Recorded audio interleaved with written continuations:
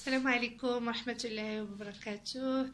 اليوم ان شاء الله فيديو جديد هنشارك معكم واحد لاكلاص هنعملو لوليداتي، هنشاركو معكم سهل وبسيط وتيجي لذيذ ان شاء الله تجربوه باذن الله.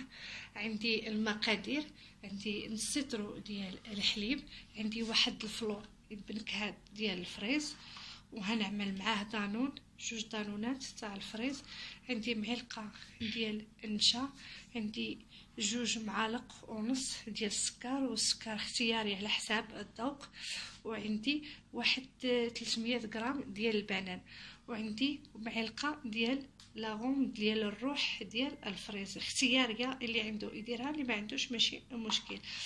ودابا ان شاء الله هنمشيو على بركه الله باش هنعمل نص لتر ديال الحليب في الكاسرونه ديالي، وهنعمل الفلو ديال الفريز. ودابا هنعمل الفلو ديال الفريز ديالي فوق مع الحليب والسكر والنشا، هنضيفهم وهنحطو فوق النار حتى يغلي ليا ويطيب الفلو ديالنا، وديك الساعه نرجع معكم باذن الله. ودابا هنحطوه فوق النار وهنحركوه حتى يذوب لينا الخليط ديالنا، وديك الساعه نستناو تطلع. وهذا هو الفلو ديالنا بعد ما حيدناه من النار وخليناه هنا فوق البوطاجي في المطبخ حتى ارتاح. فاش ترتاح ها هو جمد لينا دغيا بهذه السرعه. وهنعمل فيه نعمل فيه البنان ديالي لانني كونجيليتو من قبل، حطيتو في الكونجيلاتور. هنعملو هنايا وهنفتح دانون هنعملو فيه الداخل، نعمل جوج ديال دانون ديال الفريز.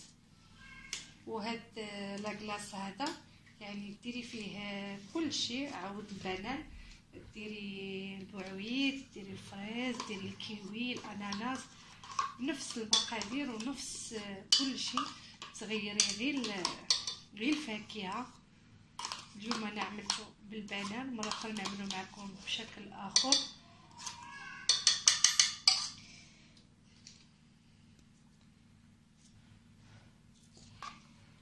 وهذا هو الحك الثاني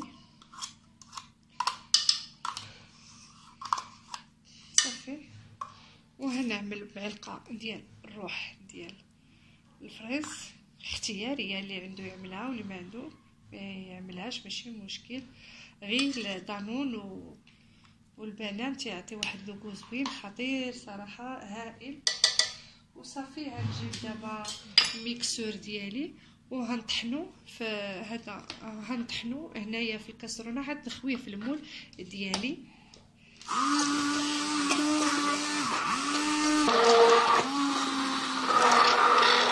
وصافي حنا طحنا البنان ديالنا ودانون والفلو مزيان. ودابا هنمشي معكم باش نديرو في المول ديالي. ها المول ديالي غنفرغ فيه الخليط ديالي، صراحه هائل، يعني احسن زعما ما يكون، يعني ديروه لوليداتكم في الدار يعني بلا ما يشريه بنادم، يعني 20 درهم ما كاملاش، وايس كريم عائلي ولذيذ، يعني صراحه تيشرف. وان شاء الله باذن الله غنرجع معكم. دابا هنشد الايس كريم ديالي، غندخلو للفريزر، للثلاجه، للفريغو لمده.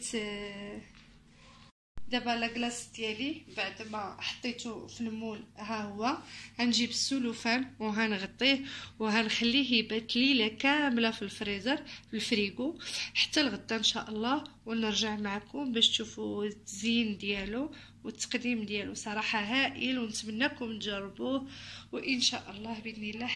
وهذا الايس كريم ديالنا اللي بات لينا ليله كامله في الثلاجه في الفريغو. ودابا غنحاول باش نحيدو، باش نقلب الايس كريم ديالنا ونحيدو من المول. صراحه راه بسيط ودغيا تيتحيد، وان شاء الله غنرجع معكم باش تشوفوا الطريقه ديالو باش غنزوقوه. وهنا دابا تنحيدو بسهوله، تيتحيد ليا. ودابا باش غنزوقو غنجيب واحد صحن كبير، نعمل واحد زلافه بهاد الطريقه.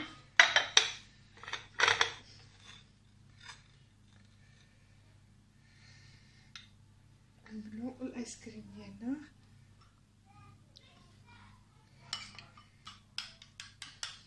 وهذه لاصوص راني عامله معكم ديجا في القناه، راني حطيتها بوحديتها ديال الفراوله، مع اننا حطينا فيه فلو ديال الفريز. غنعملوه بهذه الطريقه، صراحه تيجي رائع في المذاق.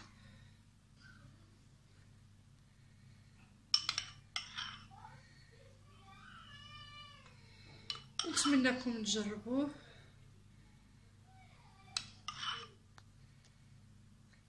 ودابا بما درنا له الصوص ديالنا الفريز، غنزوقو بكونكاسي ديال اللوز.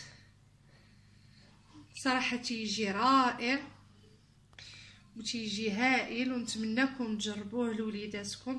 صراحه لاكلاص يعني مره يعني غزال. وان شاء الله باذن الله تجربوه وتدعمونا في القناه، وما تنساوناش ديروا لنا لايك. وشكرا على المتابعه، وبالصحه والراحه.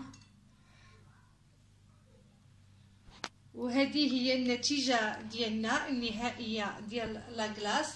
صراحه نتمنىكم تجربوه، وما تنساوناش تدعمونا في القناه باللايك والاشتراك. ومع السلامه وبصحتكم وراحتكم.